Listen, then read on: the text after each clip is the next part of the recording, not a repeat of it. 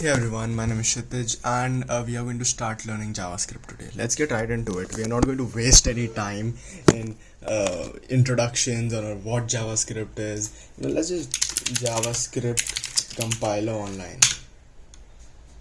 That's good. Compiler online. Nice, great typing. Let's go to playcode.io because this is my favorite one. Let's choose JavaScript. We don't have to focus on TypeScript right now. Let's delete all this garbage because we don't care about it. We're just learning JavaScript over here. Alright, so first of all, programming is based on maths. Alright, everything that happens is data, everything is mathematics. So let's begin with mathematics. But before we begin with mathematics, we need to know how to communicate with the computer and how to tell the computer to show us stuff. That is the basics. That is how we lay the foundation to the bigger stuff. You give the computer commands and it shows it back to you. The computer can make internal calculations like 2 multiplied by 2, but it won't show it to us. It will just do it inside the computer and it won't have to show it to us because we didn't tell it to show it to us. So let's tell the computer to show us this. We do that by writing console.log. And now anything that we put in between these brackets, anything. We are focusing on numbers right now. So let's put a number in there, console log 2. And as you can see in the console, it has been logged this 2. Alright, let's focus on arithmetic operations, right? Let's say we want to add 2 to 2. Let's add 2 to 2. So this is the most basic form of a computer program. It's a calculator. A computer can make calculations. Surprise, surprise, a computer can make calculations for you. You've been using it for your entire life. It's called a calculator. This is a calculator. These are numbers, and obviously if you add more to this, it can make more calculations. 6.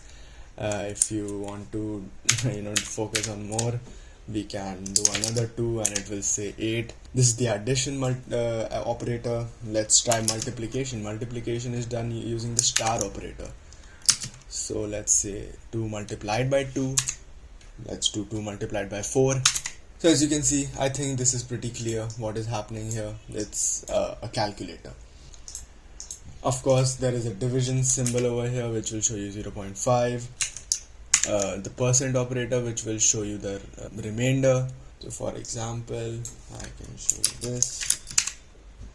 And there it is, because there will be no remainder. 2 divides 4 completely.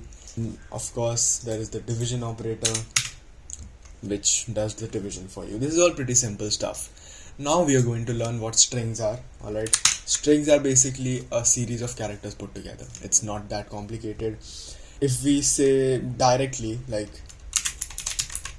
coding, it won't know what to do with this coding because the computer doesn't know what this is. But when you wrap this in double quotation marks or single quotation mark, now the computer doesn't have any problem with it. The computer is saying, hey, that's fine, I understand what that is. And this entire thing is called a string. This entire thing is a series of characters. These characters could be alphanumeric characters, anything. I could put a number in here, it doesn't matter, it won't show a problem. And this format the computer understands. It's a series of unique characters that will make up our message. So for example, if I want the computer to show me this exact message, I will say console.log, and as I showed you before, but this time we won't be saying, because the computer doesn't understand just a string of characters, it doesn't know what to do with these things. You have to wrap them in a double quotation mark. And now it understands and it has logged it for us. So you might be wondering what is the point of this? No one cares about this. Why would I want a computer to do this for me? Alright, first we have to prepare a mental model for what we are going to do with this. So for example, you have a long list of just an Excel sheet or something, and you want the computer to tell you, hey, how many cells have the letters coding together, and you tell the computer, hey, go through this list. The second command is, so this is called planning. and this will dictate how the code that you write goes. Alright, this will tell you how to write the code. So first you have to tell the computer to go through a list, and for every item in this list only print the item that contains a certain set of characters. So for example, you want to know which string has a certain number of characters at the end of it, or you want something like that.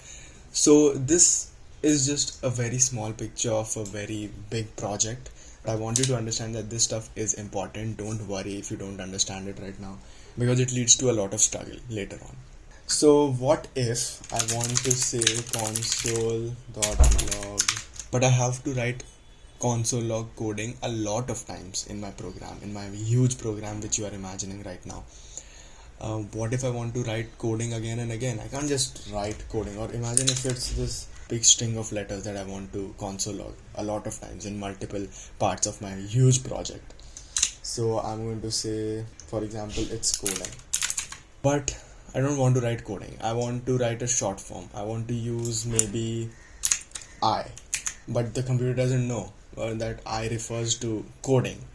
So I want to let the computer know that listen man, whenever I use the letter I, I'm referring to the string of characters that is coding. So let's do that. In JavaScript, you have to use many keywords to declare these variables, which are also called binders, which hold a value in the memory of the computer. So for example, I can say, hey, const is a keyword that you don't have to worry about right now. Const basically tells the computer, hey, here's a variable.